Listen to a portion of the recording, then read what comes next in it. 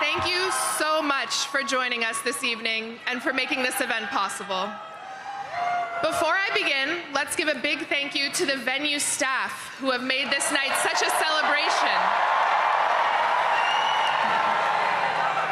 Now, Zohran is about to join us on stage, but before he does, I want to say a few quick words of reflection and thanks and introduce a very special member of our team.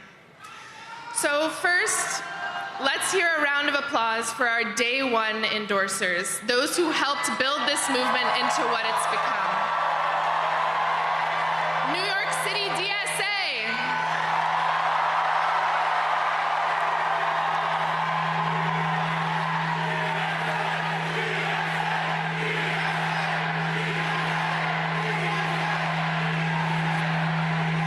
Cab Voice.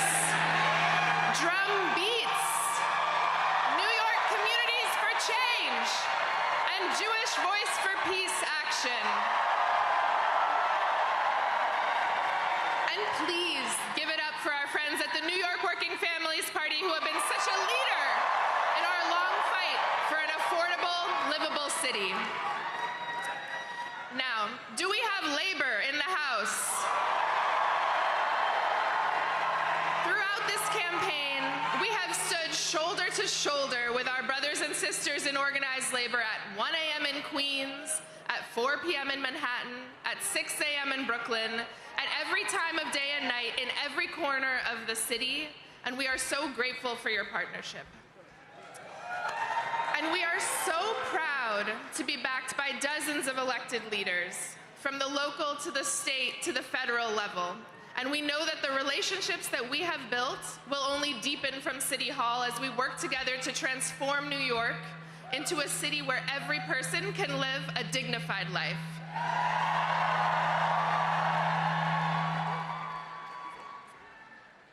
I also want to thank our incredible campaign staff. You have sacrificed your social lives and your sleep schedules, and you have given so much to this movement, and then when Cuomo decided to get back into the race, you dug deep and gave more.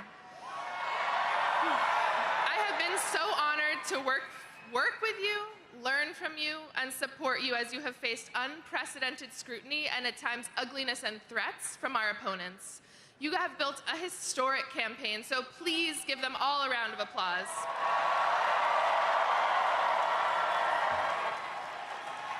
And please join me in celebrating the person who has been Zohran's right hand from day one, whose deep commitment to our movement and care for our people has infused every part of this campaign from top to bottom, and without whom we would not be here tonight, Elle Biscard Church.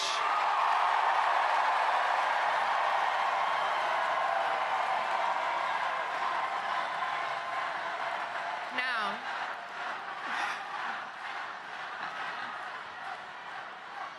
we have all been inspired by Zohran as a candidate, but I also want to speak to his strength as a person. He has led our team and this movement with grace, curiosity, good humor, and thoughtfulness. And this race has been difficult. He has been the subject of attacks and threats, but he has truly risen above it all to give us hope. So please join me in giving Zohran, our friend, a round of applause.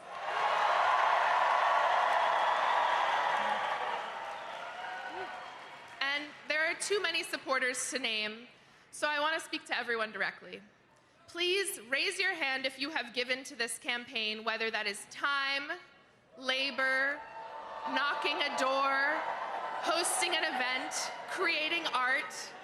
And if you are one of the this is beautiful. And if you are one of the tens of thousands of people who contributed but cannot be with us tonight, this is for you as well. You have made history. You set unreachable goals and then exceeded them. You believed in this city and believed in each other. And you achieved something that people will speak of for decades to come. You led with kindness and compassion. And most importantly, during a time of despair and rising fascism, you decided to fight for someone that you don't know. So thank you.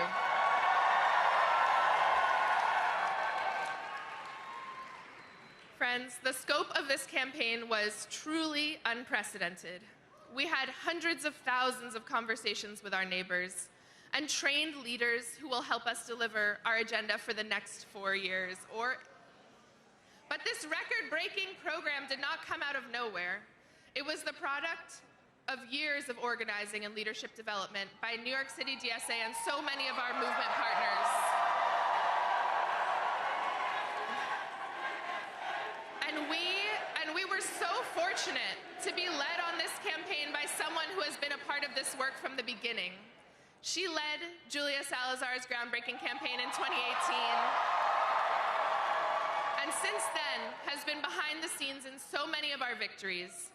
If this campaign made you feel powerful, or taught you something, or showed you discipline, or brought you joy, you have this person to thank. She is caring, wise, and deeply committed to our movement.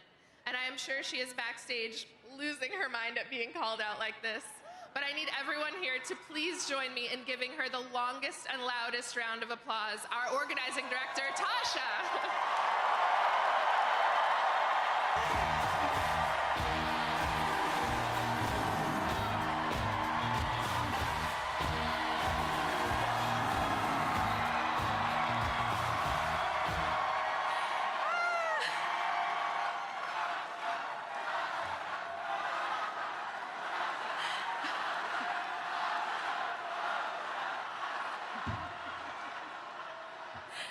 Thank you. This is very exciting. Thank you, everyone. I'm Tasha, and I've had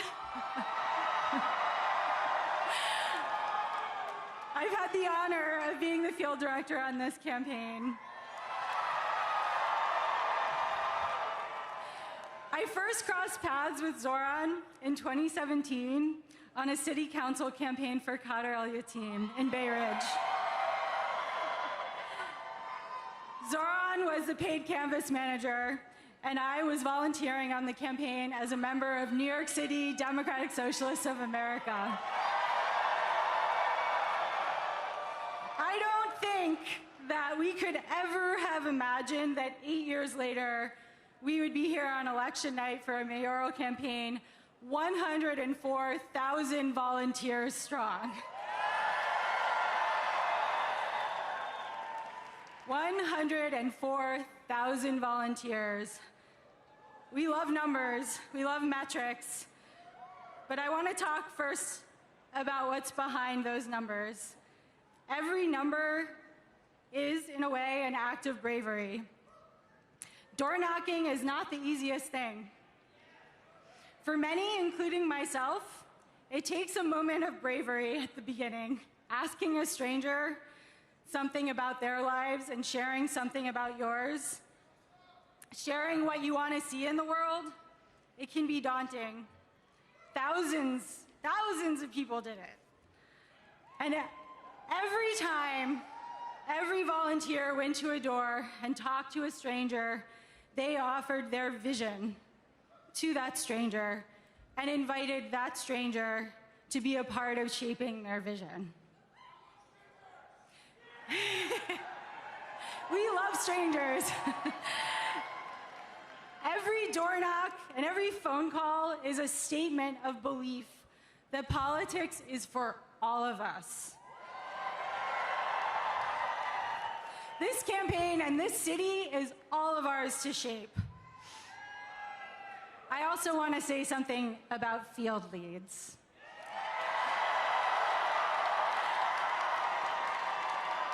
All of our canvases,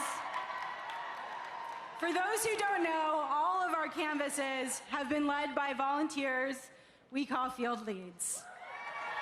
Many of them are here. Most led a shift every week, and some led a shift every week since December. And every time they led a canvas, and they were the ones welcoming new volunteers into our movement. They were the ones who helped inspire folks coming out to canvas for the first time. Without those 700 people who chose to step into leadership in an uncertain moment and try something new and scary, this field operation at this scale would not have happened. Those 700 people prove that leadership isn't about having all of the answers. It's about the willingness to step into the unknown and inspire others to imagine something better. So here are the numbers. Over 104,000 volunteers made over 4.4 million calls. At around noon today, a volunteer knocked our 3 millionth door. Over 700 field leads have led over 5,700 canvases in 243 neighborhoods. 6,568 voters signed up to volunteer on the spot when they were canvassed by somebody. 8,389 voters signed up to volunteer when they were asked by a phone banker. These are unprecedented numbers. The bravery that you all have shown, that this field operation carried across all 5 boroughs, is going to transform our city. What all 100,400 of us have accomplished has rewritten the possibilities of mass democratic action. And it doesn't stop tonight. We all know that we won't stop at electing Zohran. We will continue to fight to bring the affordable of New York City to life. I am so excited to do that with all of you. And now I'm so honored to introduce the person you've been waiting to hear. We've worked for many years to bring about change in New York City that it so urgently needs. He's been a friend, and he is the next mayor of the greatest city on earth, Zohran Mamdani.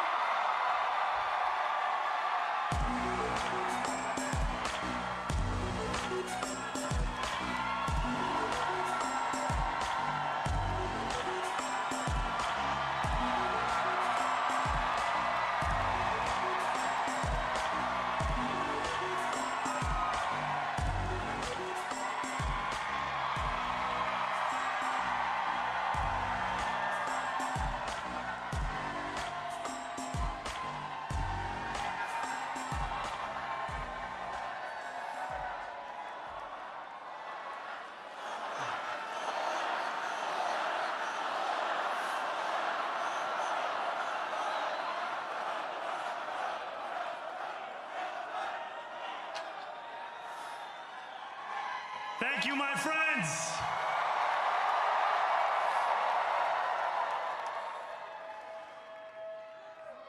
The sun may have set over our city this evening, but as Eugene Debs once said, I can see the dawn of a better day for humanity.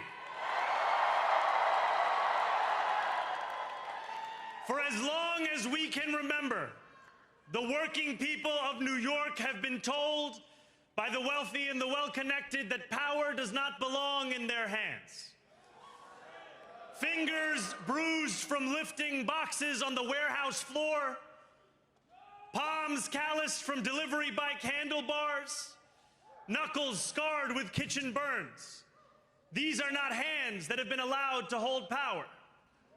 And yet, over the last 12 months, you have dared to reach for something greater. Tonight, against all odds, we have grasped it. The future is in our hands. My friends, we have toppled a political dynasty.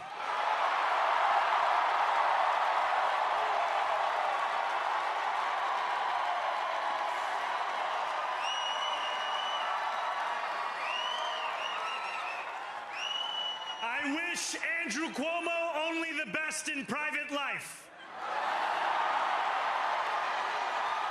But let tonight be the final time I utter his name as we turn the page on a politics that abandons the many and answers only to the few.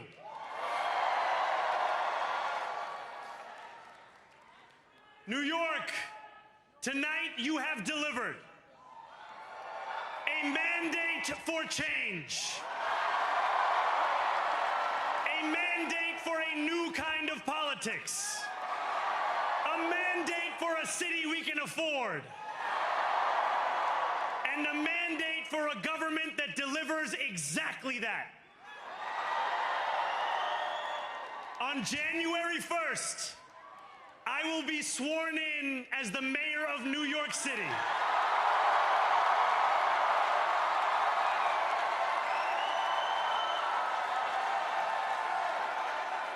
And that is because of you. So before I say anything else, I must say this. Thank you. Thank you to the next generation of New Yorkers who refused to accept that the promise of a better future was a relic of the past. You showed that when politics speaks to you without condescension, we can usher in a new era of leadership. We will fight for you because we are you. Or as we say on Steinway, ana minkum wa ilaykum.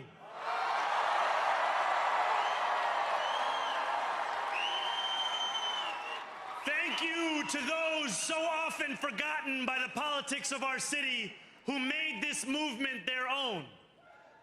I speak of Yemeni bodega owners and Mexican abuelas, Senegalese taxi drivers and Uzbek nurses, Trinidadian line cooks and Ethiopian aunties. Yes, aunties. To every New Yorker in Kensington and Midwood and Hunts Point, know this. This city is your city, and this democracy is yours too. This campaign is about people like Wesley, an $11.99 organizer I met outside of Elmhurst Hospital on Thursday night. A New Yorker who lives elsewhere, who commutes 2 hours each way from Pennsylvania because rent is too expensive in this city. It's about people like the woman I met on the BX33 years ago, who said to me, I used to love New York, but now it's just where I live. And it's about people like Richard, the taxi driver I went on a 15-day hunger strike with outside of City Hall, who still has to drive his cab 7 days a week. My brother, we are in City Hall now.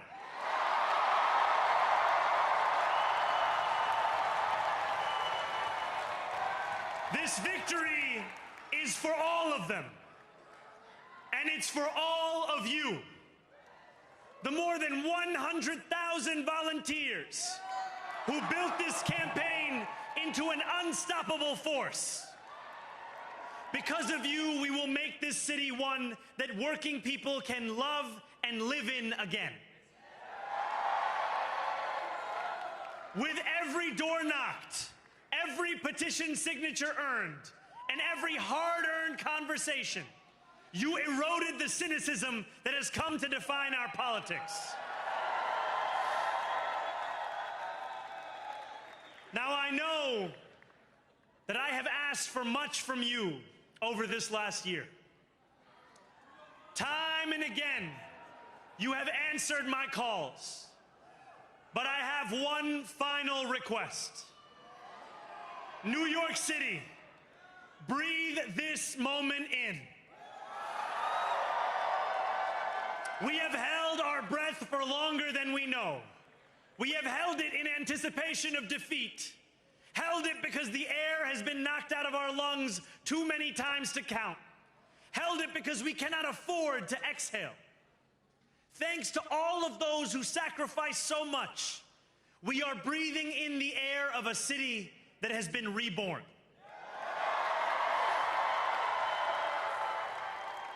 To my campaign team, who believed when no one else did, and who took an electoral project and turned it into so much more, I will never be able to express the depth of my gratitude. You can sleep now. To my parents, Mama and Baba, you have made me into the man I am today. I am so proud to be your son. And to my incredible wife, Rama,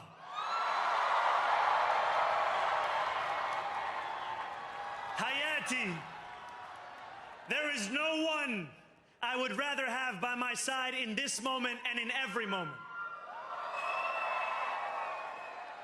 To every New Yorker, whether you voted for me, for one of my opponents, or felt too disappointed by politics to vote at all, thank you for the opportunity to prove myself worthy of your trust. I will wake each morning with a singular purpose: to make this city better for you than it was the day before. There are many who thought this day would never come, who feared that we would be condemned only to a future of less, with every election consigning us simply to more of the same. And there are others who see politics today as too cruel for the flame of hope to still burn. New York, we have answered those fears. Tonight we have spoken in a clear voice. Hope is alive. Hope is a decision that tens of thousands of New Yorkers made day after day, volunteer shift after volunteer shift, despite attack ad after attack ad. More than 1 million of us stood in our churches, in gymnasiums, in community centers, as we filled in the ledger of democracy. And while we cast our ballots alone, we chose hope together. Hope over tyranny. Hope over big money and small ideas. Hope over despair. We won because New Yorkers allowed themselves to hope that the impossible could be made possible. And we won because we insisted that no longer would politics be something that is done to us. Now it is something that we do.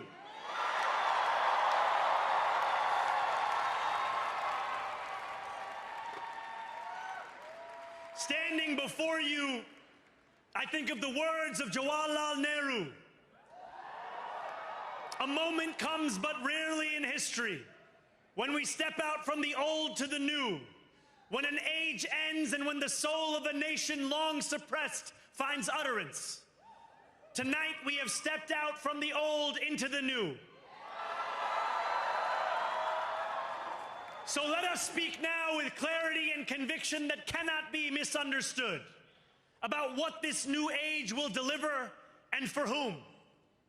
This will be an age where New Yorkers expect from their leaders a bold vision of what we will achieve, rather than a list of excuses for what we are too timid to attempt. Central to that vision will be the most ambitious agenda to tackle the cost of living crisis that this city has seen since the days of Fiorello LaGuardia.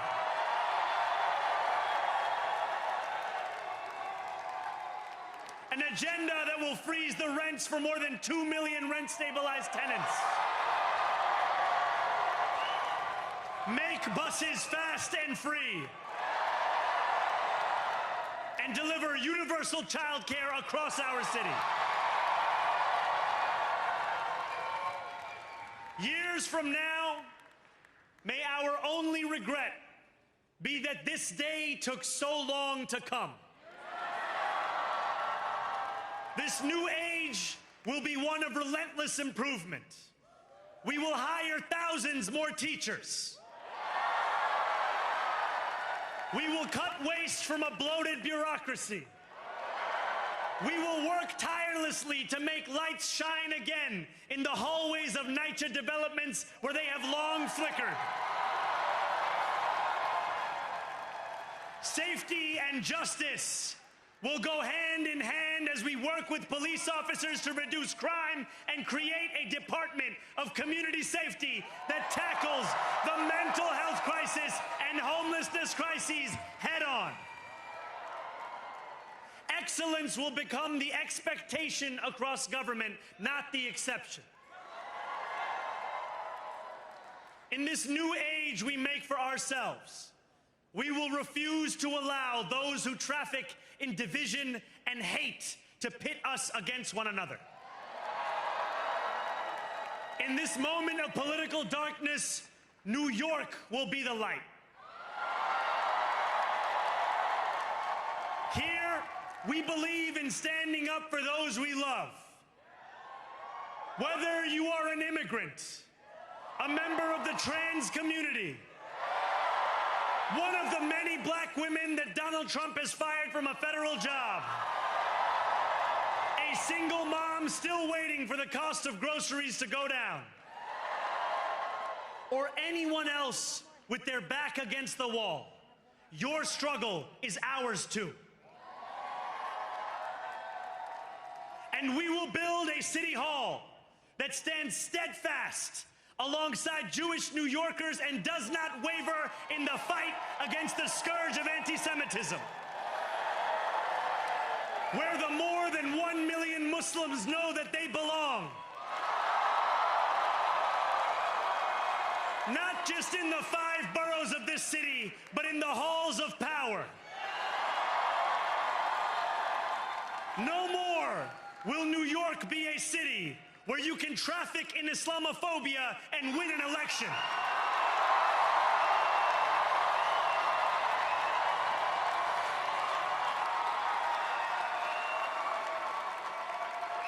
This new age will be defined by a competence and a compassion that have too long been placed at odds with one another.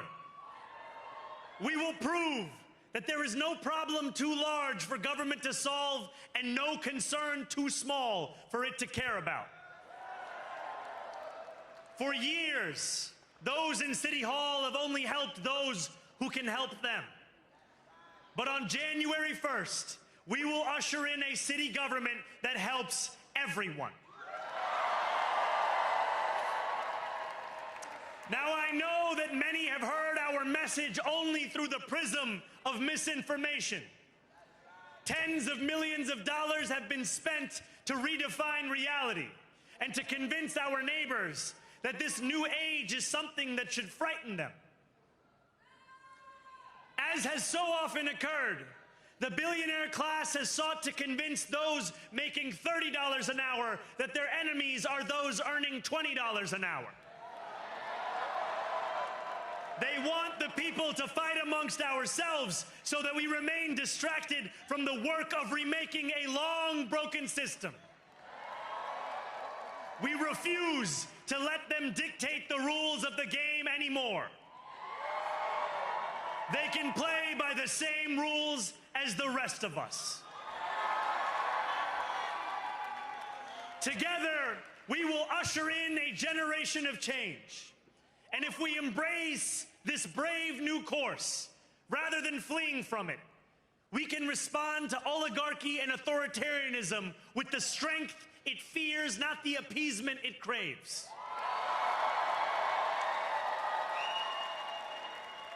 After all, if anyone can show a nation betrayed by Donald Trump how to defeat him, it is the city that gave rise to him.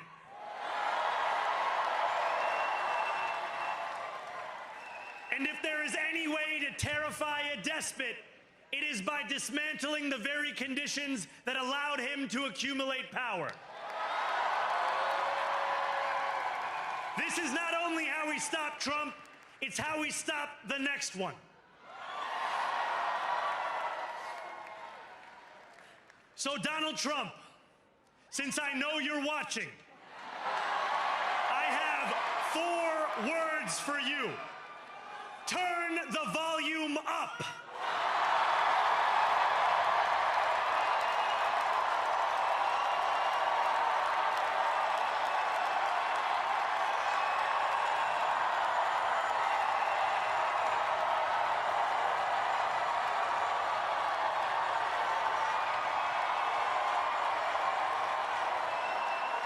We will hold bad landlords to account because the Donald Trumps of our city have grown far too comfortable taking advantage of their tenants.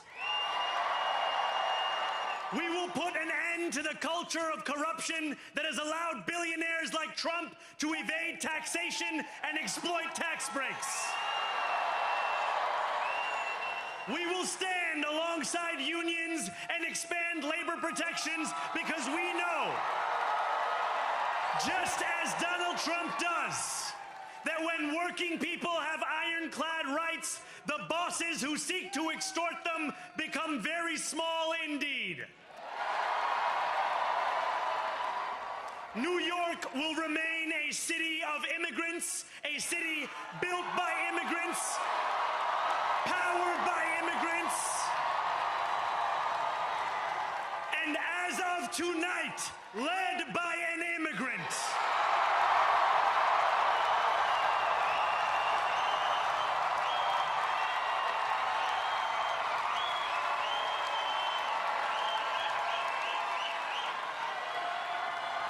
So hear me, President Trump, when I say this. To get to any of us, you will have to get through all of us.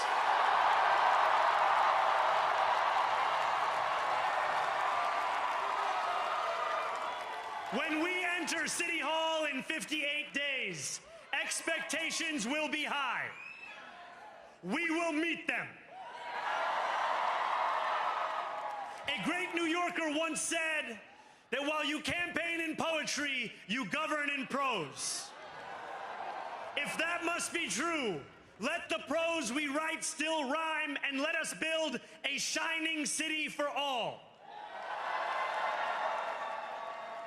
And we must chart a new path, as bold as the one we have already traveled. After all, the conventional wisdom would tell you that I am far from the perfect candidate. I am young, despite my best efforts to grow older. I am Muslim. I am a democratic socialist. And most damning of all, I refuse to apologize for any of this. And yet, if tonight teaches us anything, it is that convention has held us back. We have bowed at the altar of caution, and we have paid a mighty price. Too many working people cannot recognize themselves in our party. And too many among us have turned to the right for answers to why they've been left behind.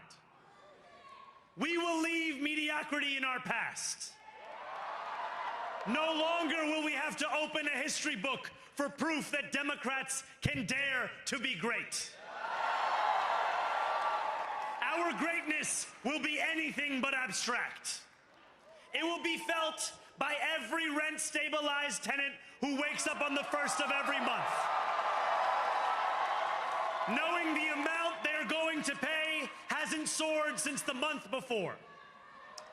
It will be felt by each grandparent who can afford to stay in the home they have worked for, and whose grandchildren live nearby because the cost of childcare didn't send them to Long Island. It will be felt by the single mother who is safe on her commute and whose bus runs fast enough that she doesn't have to rush school drop-off to make it to work on time. And it will be felt when New Yorkers open their newspapers in the morning and read headlines of success, not scandal. Most of all, it will be felt by each New Yorker when the city they love finally loves them back. Together, New York, we're going to freeze the... Together, New York, we're going to make buses fast and... Together, New York, we're going to deliver universal... Let the words we've spoken together, the dreams we've dreamt together, become the agenda we deliver together.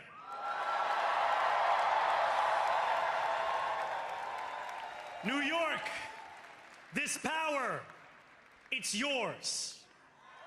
This city belongs to you. Thank you.